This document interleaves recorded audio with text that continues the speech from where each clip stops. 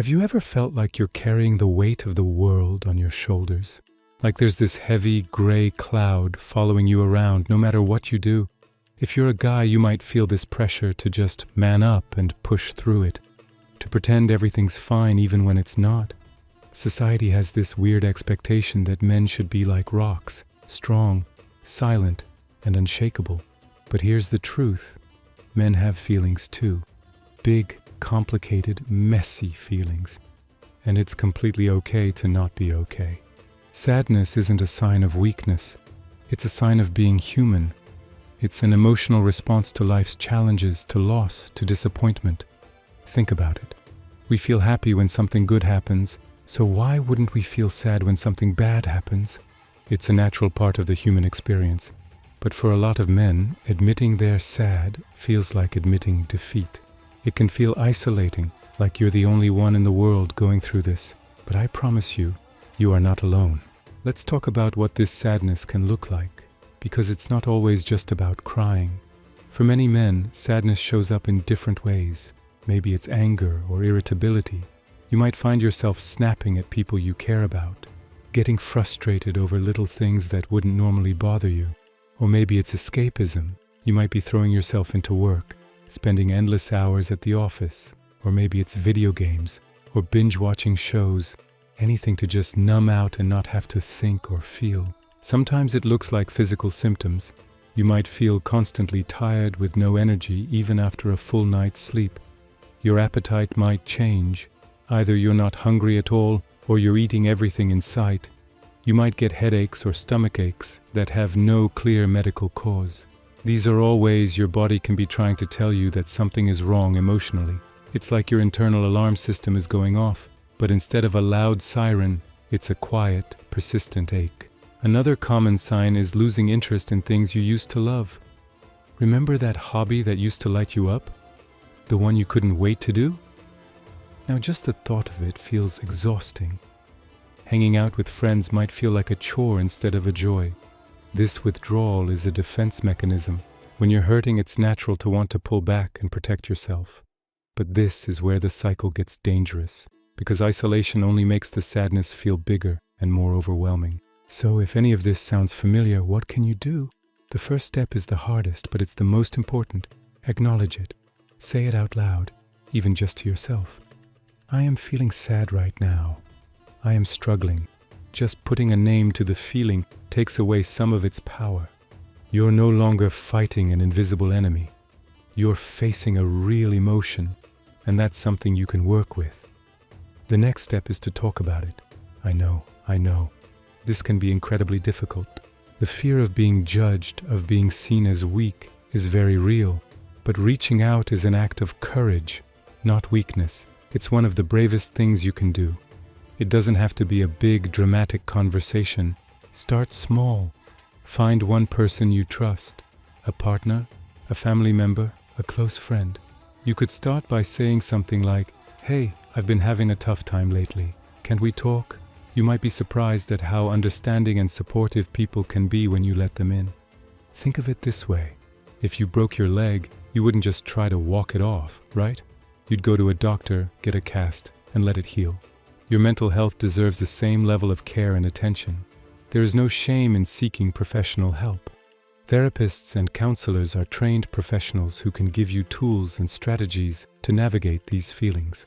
They provide a safe, non-judgmental space where you can unpack everything that's going on in your head. It's like having a personal trainer for your mind. Now let's talk about some practical things you can do in your daily life to help lift that cloud, even just a little. First, get moving. Physical activity is one of the most powerful mood boosters out there. You don't have to go run a marathon. A simple 20-minute walk outside can make a huge difference. When you move your body, your brain releases endorphins, which are natural mood elevators. The sunshine and fresh air help too. It's about changing your physical state to help change your mental state. Pay attention to what you're putting into your body. When we're feeling down, it's easy to reach for junk food or drink a little too much. But those things often make us feel worse in the long run. Try to fuel your body with nutritious food. Drink plenty of water. Your brain and body are connected, And when you take care of one, you're helping the other. Also, prioritize sleep. A tired mind is much more susceptible to negative thoughts.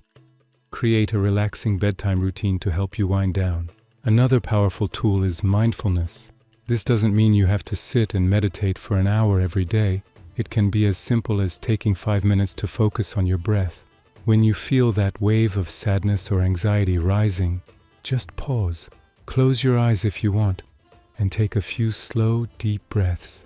Inhale for 4 counts, hold for 4, and exhale for 6. This simple act can help calm your nervous system and bring you back to the present moment, rather than being swept away by a storm of negative thoughts. And be kind to yourself. This is crucial. When you're sad, your inner critic can become incredibly loud, telling you all the reasons you're a failure or not good enough. You have to learn to challenge that voice. Ask yourself, would I talk to a friend this way? Of course not. So why are you talking to yourself like that? Treat yourself with the same compassion and understanding you would offer a good friend who is going through a hard time. You are doing the best you can, and that is enough. Remember those hobbies you lost interest in? Try to gently re-engage with them.